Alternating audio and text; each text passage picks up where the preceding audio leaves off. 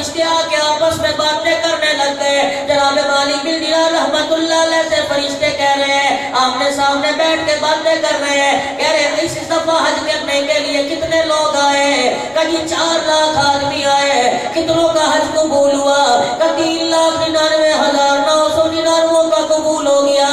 لیکن ایک آدمی کے حج کو خدا نے اس کے منہ پر مہر دیا ہے. سجدے میں پڑ گئے, خدا کا ولی اللہ کا بندہ سجدے میں پڑ گیا. الہ العالمین, کیا پتا وہ 99,999 میں سے وہ بدبخت نہیں نہ ہو. الہ العالمین یا تو میرے پر ہاتھ ظاہر کر دے, ورنہ الہ العالمین یہی سجدے کر کر کے پیشانی رگڑ رگڑ کے مر جاؤں گا. اللہ جب تک بتائے گا نہیں, قسم ہے تیری ذات کی, نہ روٹی کا ٹکڑا اندر جائے گا, نہ پانی کا گھونٹ میرے حلق کے نیچے اترے گا. سارا دن روتے گزار دیا, سارا دن بیت اللہ کا طواف کرتے گزار دیا. اگلی رات آئی, وہی فرشتے آ کے بیٹھ گئے. پہلا فرشتہ گفتگو کر رہا ہے, کتنے لوگ حج کو آئے گا؟ 4 لاکھ آدمی آئے. کتنوں کا قبول ہوا؟ کہ ایک کا قبول ہوا. اللہ غنی, تمہیں کیا بتلاؤ؟ مالک بن دینار رحمت اللہ علیہ فرشتوں سے کہنے لگے, مجھے بتلاؤ کیا پتا وہ بدبخت میں تو نہیں. فرشتے کہنے لگے, بدبختوں میں تیرا نام کوئی نہیں. پھر پوچھا کس کا نام ہے؟ کہ عبد الرحمن بن شران, ایران کا رہنے والا. کہنے لگے اس وقت ایران میں ہے یا بیت اللہ کے در و دیواروں کے سائے میں؟ کہنے لگے نہیں, فجر کی اذان کا وقت ہوگا, فلانے دروازے سے ایک جوان داخل ہوگا اور آتی آواز دے کے کہے گا, لبیک اللہم لبیک, حاضر ہوں میرے اللہ میں حاضر ہوں. اس کے کہنے پر فوراً جواب ملے گا, لا لبیک, دفع ہو جا, تیری حاضری قبول کوئی نہیں ہے. تہجد کا وقت ہوا, عبد الرحمن بن شران رحمت اللہ علیہ اللہ اکبر حرم کعبہ میں داخل ہوئے. آواز دی, لبیک اللہم لبیک, حاضر ہوں میرے اللہ میں حاضر ہوں. جواب ملا, لا لبیک, جہاں سے آیا لوٹ جا. جب تک ماں سے معافی نہیں مانگے گا تیرا کوئی عمل خدا کے دربار میں قبول نہیں ہوگا. مالک بن دینار رحمت اللہ علیہ اللہ اکبر عبد الرحمن بن شران کے کندھے پہ ہاتھ رکھ کے پوچھتے ہیں, ایسا کون سا جرم کر دیا جہاں اس دربار سے بھی تجھے جواب مل گیا؟ مالک بن دینار رحمت اللہ علیہ کے گلے لگ کے رونے لگ گیا.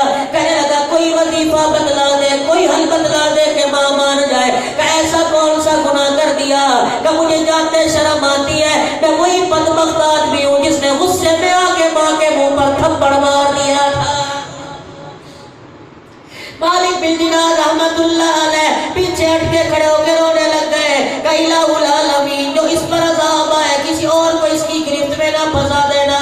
پھر اس اللہ کے بندے پہ ترس آیا, وہ طواف کرتا کہہ رہا تھا, لبیک, آواز آ رہی تھی, لا لبیک. تو ایک مرتبہ نہیں, ہزاروں مرتبہ کہ میں حاضر ہوں, تیری حاضری قبول کوئی نہیں. مالک بن دینار پکڑ کے باہر لے آئے. اللہ والے فرمانے لگے, بتا تیری ماں کہاں ہے؟ کہ میں بھی ہر سال حج کو آ رہا ہوں, میری ماں بھی 60واں سال ہے حج پہ آ رہی ہے, میرے ساتھ نہیں آتی, مزارے کی گھر والی کے ساتھ آتی ہے. فرمایا اس وقت کہاں ہے؟ کہا ایرانیوں کی جھوپڑیاں خیمے لگے ہیں, ان کے پاس چلے جاؤ, جس خیمے سے خدا کی قرآن کی تلاوت کی آواز آ رہی ہوگی سمجھ لینا میری ماں بیٹھی پڑھ رہی ہے.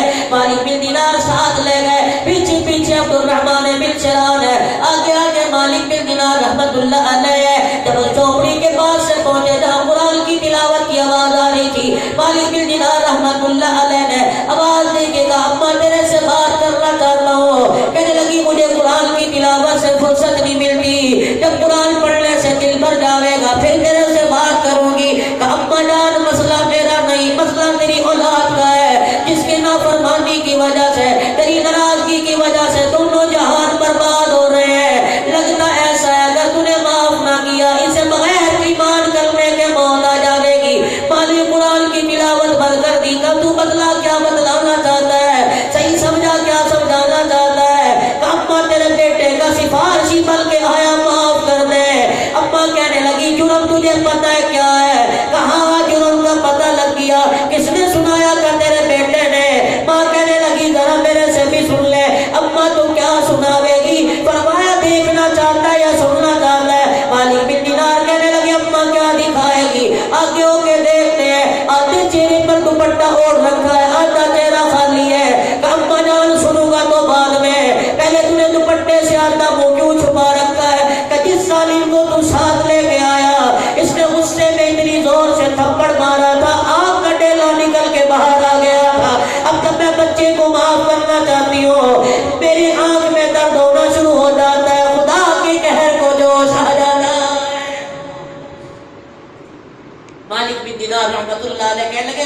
تھا وہ ہو گیا، معاف کر دے۔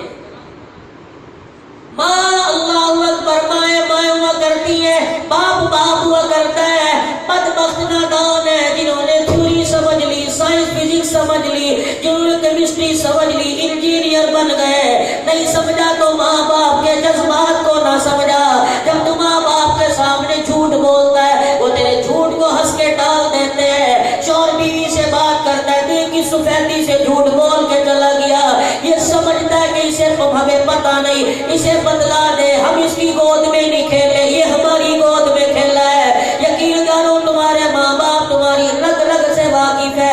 اماں زور سے کہنے لگی تجھے سفارشی بنا کے لایا، خود بدبخت کیوں نہیں آیا؟